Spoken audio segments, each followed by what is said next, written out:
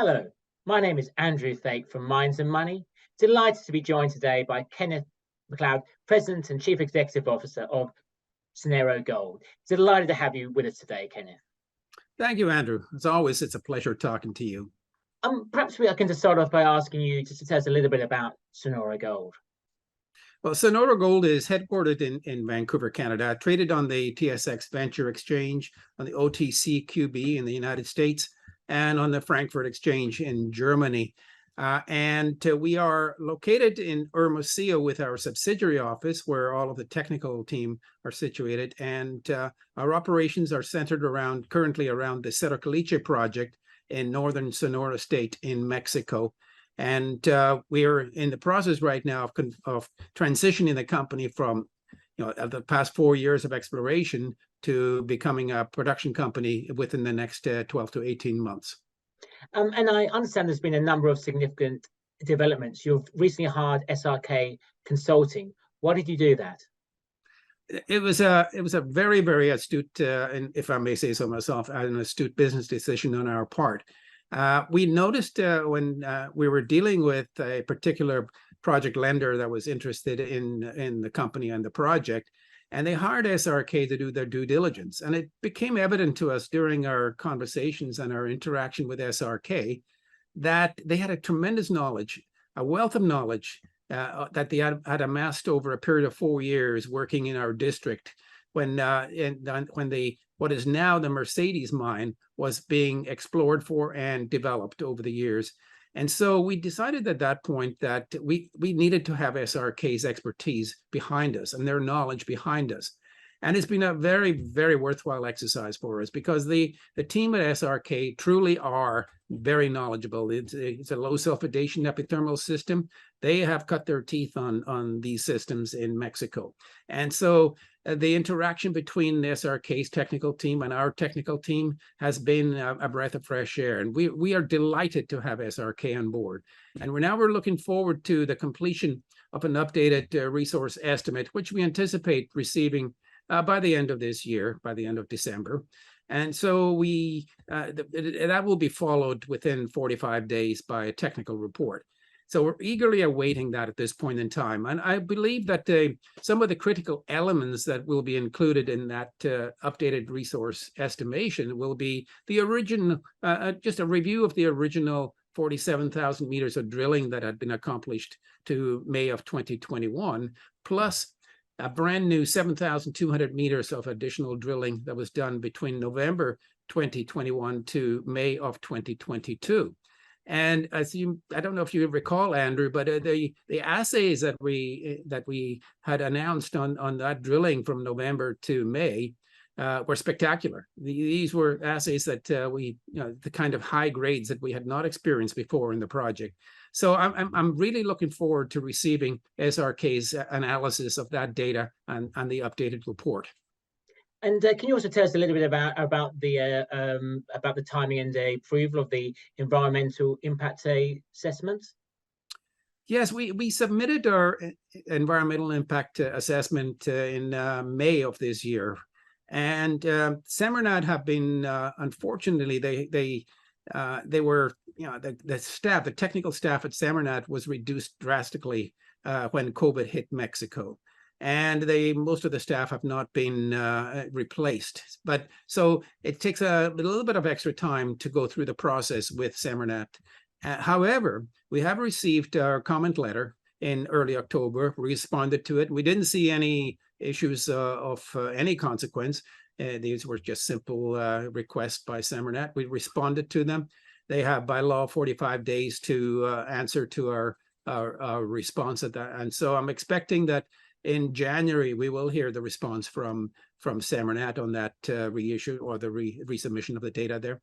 And I'm fully expecting to get the environmental impact approval by the end of the first quarter of 2023. And that will then enable us, along with the updated resource estimation from SRK, to look towards the next step towards securing project finance and eventually going into construction. And our expectation is that will happen in the first half of 2023.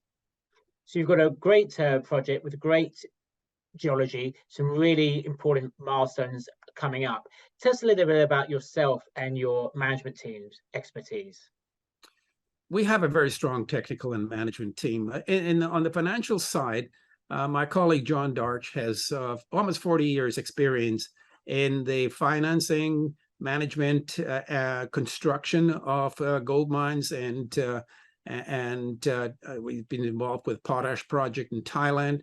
And so he's got a wealth of experience over that 40-year period. And I have a similar kind of background. Got involved in oil and gas in the 1980s, both in the United States and in offshore Philippines. And then in the 1990s, I was involved in the development of copper cobalt project in the Congo, then moved into geothermal energy in 2001. The company was acquired by another company in 2009. I set up a private company in renewable energy in the Philippines in 2009, and then sold it in 2014. And that's been the history and raising capital all throughout that period and managing these companies.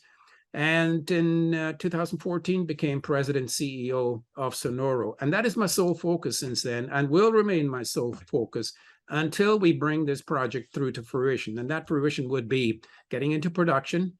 And our goal for that, like I mentioned, is a latter part of 2023, early part of 2024. It's a realistic time frame at this point in time. Who are your key shareholders?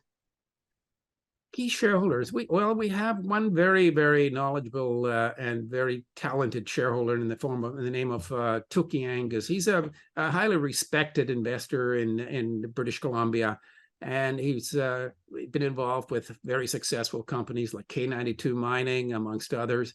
Tuki is probably one of her. In fact, he is our largest shareholder. He's got very close to 10% of the company. I'm the second biggest shareholder, and I'm very close to about 9% of the company. Then my colleague John Darch, who was the chairman and CEO. John is trying to catch up with me, and he hasn't caught up with me yet, but he will in due course. He's up around 8% or so. And then we have some major shareholders in Germany. All of our management team and the technical team in Mexico also have significant amounts of capital invested in Sonoro. And the interesting thing with our acquisitions is, the minimum share price that we have on average is 19 cents per share. And I think I was estimating the other day that I'm probably around 20 or just over 20 cents per share with my approximately 8 or 9 million shares. So it's we're heavily vested in the company. We know that in order to perfect upon my own interest and our shareholders' interest, we have to take this project through to production, and we have the ability to do so. And if you look at our technical team in Mexico, Mel Herdrick, our chief geologist and VP exploration, he has over 5 million ounces of gold discovery to his credit. And our VP operations, Jorge Diaz, he has 40 years experience, over 45 years experience actually, in the design, construction, and operation of gold mines in Mexico. And in fact, that's a prime example. He was the #1 employee in Mexico for Alamos Gold when they started constructing the Mulatos mine. And he built his own private mine 6 years ago, and it's flourishing still, and it's operating by itself now.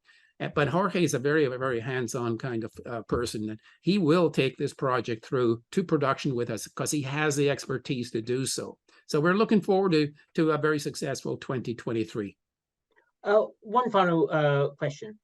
There's probably a lot of investors who are listening to this who have gold companies in their portfolio. Probably a lot of investors listening to this who have exploration companies in their portfolio.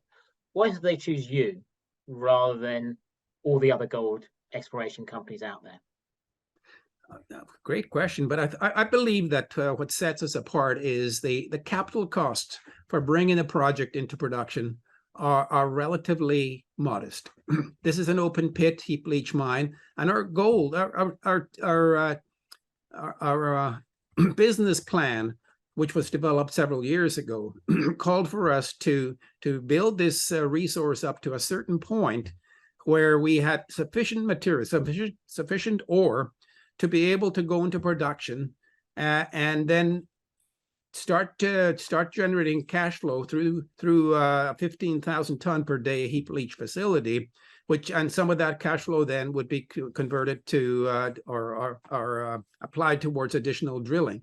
And the current resource estimation, which was 430,000 mineable ounces, can then be augmented, and our goal is to keep on drilling, because we believe that the potential for the project is several times that amount that I just mentioned as the most recent resource. Now, the recent drilling of 7,200 meters may add to that resource size, and hopefully will also increase the average grade as well. That's a distinct possibility, but we have to wait until SRK completes their review before that can be announced. Well, thank you very much for your time today. Sonoro Gold, to me, seems to be a really, really great project. Delighted to have you on Mines and Money TV. That was Kenneth MacLeod, President and Chief Executive Officer of Sonoro Gold. Thank you very much. Thank you, Andrew. I'm looking forward to a successful conference as well. Thank you very much, Andrew.